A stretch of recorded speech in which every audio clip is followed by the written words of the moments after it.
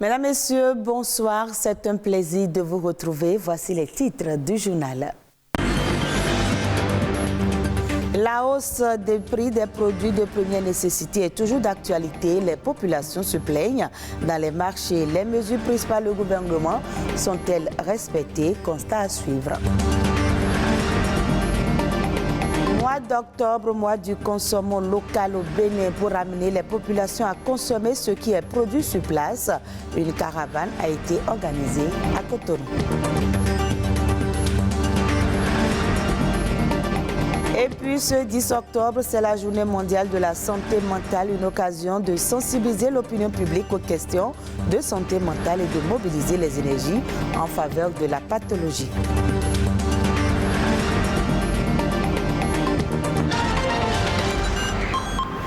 La flambée des prix des produits de première nécessité alimente toujours les débats, que ce soit au marché ou dans les ménages. Depuis l'annonce du passage de ces produits aux valeurs transactionnelles, il suffit de faire un tour en ville pour entendre les plaintes des populations. Mais est-ce que véritablement les prix de ces denrées ont connu une hausse depuis le 1er octobre dernier? Arnaud Havana et Reine Huiha ont fait le constat. Suivez plutôt. Les produits de première nécessité passent désormais à la valeur transactionnelle, et ce depuis le 1er octobre 2022. Une mutation qui fait suite à une décision du directeur général de la douane et des droits indirects. Selon lui, cette transaction n'entraînera pas une augmentation sur les tasses et les prix des denrées. Mais sur le terrain, le constat est tout autre. Les prix des produits ne cessent de grimper. Ce 1er octobre, j'ai constaté une légère augmentation sur le prix des produits congelés, sur l'huile et sur les pâtes alimentaires. Ce qu'on achetait avant à 300 est devenu 350. Par exemple, le poisson, la semaine passée, on a pris le poisson à 1700. Aujourd'hui, c'est à 1000. C'est pourquoi aujourd'hui, maintenant, c'est difficile de manger. Surtout les produits congelés là. La viande, avant, le kilo était à 1800, 1700 et autres. Maintenant, c'est à 3000 poussières. Les poissons et autres, là, on ne dit plus. L'argent a augmenté, on ne sait plus ce qui se passe en réalité.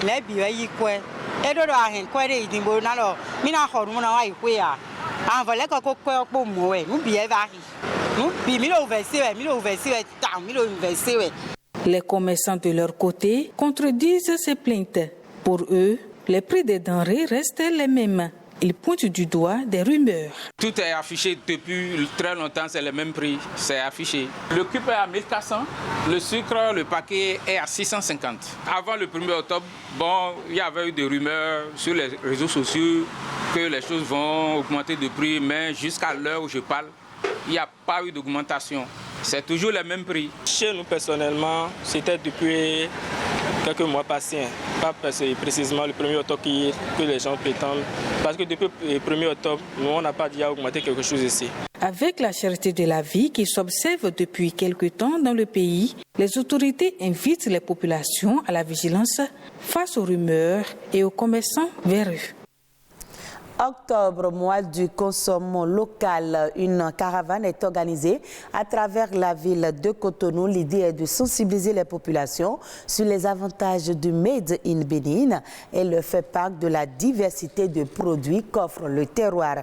Le reportage de Jennifer Sachivi et de Patrick Nimanvo. C'est une caravane qui promeut l'entrepreneuriat solidaire et le développement à travers le consommation local. Plusieurs quartiers de Cotonou ont été parcourus dans le cadre de cette campagne dénommée « Achète local, développe ton pays ».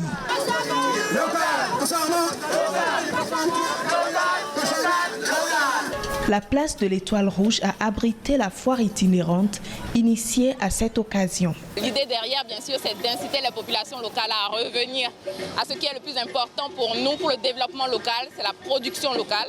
Et pour cela, nous voulons rappeler aux populations locales à quel point il est important d'investir dans leur pays en achetant local, en consommant local, Et c'est pour ça du coup qu'on est sur le mois du consommant local à organiser tout ça.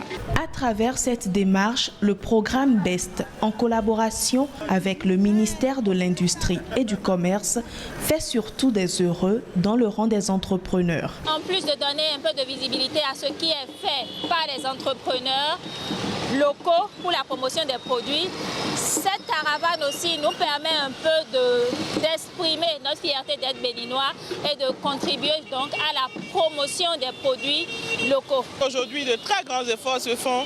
Il y a beaucoup d'entrepreneurs qui sont dans divers domaines agroalimentaires, agrocosmétiques et bien d'autres que je ne cite pas ici. Aujourd'hui, si vous avez des produits que vous achetez habituellement et qui viennent de l'extérieur, vous avez la possibilité aujourd'hui de trouver leurs répondants de manière locale. La caravane et la foire itinérante du consommant local se tiendront également dans les départements de l'Atlantique, de l'Ouémé, du Zou, des Collines et du Borgou. Ce 10 octobre marque la journée mondiale consacrée au syndrome de Lys fragile. C'est une maladie génétique rare et héréditaire. Elle est la première cause de déficience intellectuelle chez l'enfant. Elle touche un garçon sur 5000 et une fille sur 9000. Le syndrome de Lys fragile est la deuxième cause de déficience intellectuelle après la trisomie 21. Lys fragile se traduit par une atteinte légère et sévère qui peut être associée à des troubles du comportement, du langage, de l'humeur, des difficultés d'apprentissage, un retrait social, une difficulté à gérer ses émotions et une anxiété sociale. La perte d'un emploi, le chômage ou des difficultés peuvent avoir des conséquences importantes sur le bien-être des personnes touchées et générer le stress, une situation qui peut affecter la santé mentale. En cette journée mondiale de la santé mentale, célébrée ce 10 octobre, nous levons le voile sur les facteurs de risque. La dépression peut être à l'origine de toutes les pathologies mentales. Très répandue, selon l'Organisation mondiale de la santé, OMS, la dépression toucherait près de 300 millions de personnes dans le monde. Une personne sur 5 connaîtra un épisode dépressif au cours de sa vie. Lorsqu'un être humain tombe dans une dépression, il a l'impression d'être dans un gouffre. Il éprouve le sentiment de culpabilité. Il se sent prisonnier d'un univers où rien n'a de sens. Tout ce qui l'entoure suscite en lui de l'angoisse. Généralement, les dépressifs perdent le goût de la vie. Ils se heurtent à plusieurs facteurs de risque. Il y a des personnes qui fonctionnent avec des attitudes, avec des pensées qui sont déjà en disposition de conduire à la dépression. Il y a des personnes qui ne viennent pas à la dépression par ce processus, mais qui sont secouées par un événement traumatique. Les troubles sexuels sont aussi remarqués dans les cas de dépression. Les gens peuvent avoir des dysfonctionnements sexuels, aussi bien les femmes que les hommes. Il y a les cas de suicide. Les idées de suicide ou les tentatives de suicide qu'on retrouve majoritairement dans les cas de dépression. La plupart des dépressions qu'on rencontre, il y a toujours une idéation suicidaire. Il y a toujours une envie de quitter la vie, de se donner la mort. Et là, c'est des urgences psychiatriques et des urgences médicales. La dépression n'est pas une fatalité. La preuve, ici, au Centre national hospitalier universitaire de psychiatrie de Cotonou, il existe un important arsenal thérapeutique pour soigner les dépressifs. Généralement, les parents, quand ils viennent, ils croient que leur enfant ne peut plus être jamais guéri. C'est faux. La maladie mentale se traite correctement et se guérit. Dans la chaîne des habitudes de soins dédiées aux patients, la psychologue clinicienne procède au diagnostic du mal dont souffre le patient pour l'aider à en guérir. Au cas où la personne affectée tente désespérément de se donner la mort, la prise en charge intervient.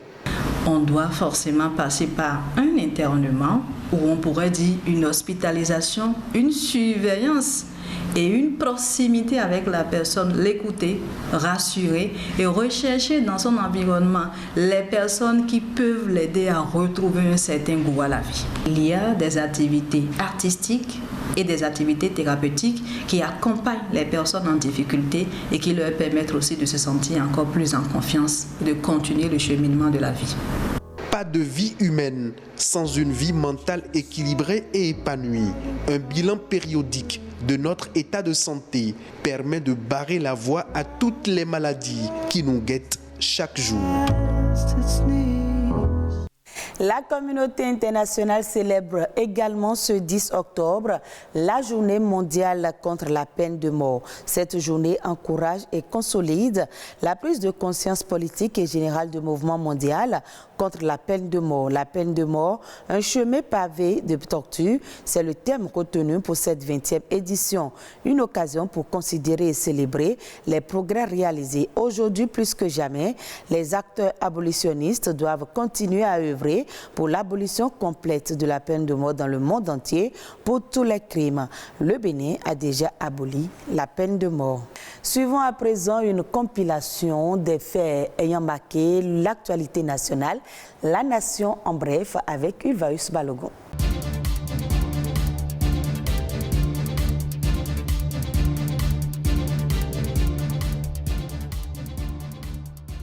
La Caisse de dépôt et consignation du Bénin, CDC Bénin, a réalisé au 31 décembre 2021 un résultat net bénéficiaire de 8,741 milliards de francs CFA avec une mobilisation ressortie à 139,820 milliards de francs CFA.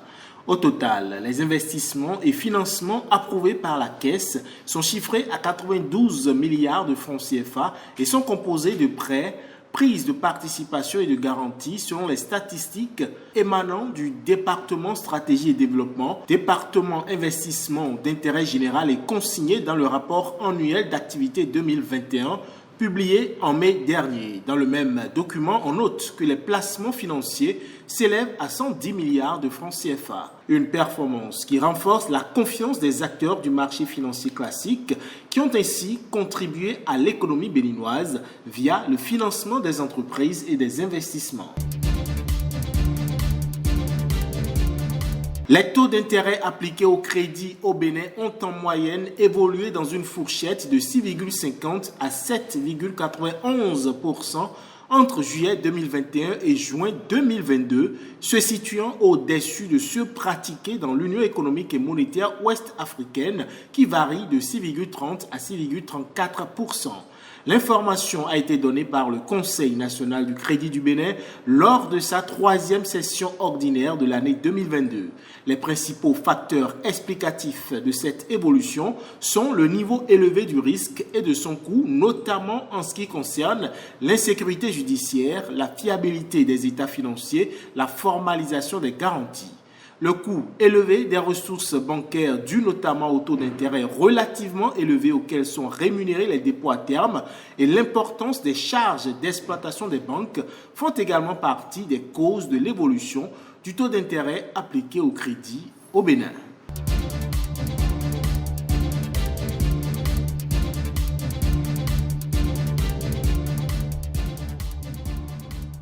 Et ce sera tout pour ce journal, à revoir sur le www.ortb.bj. Merci à vous de nous avoir suivis.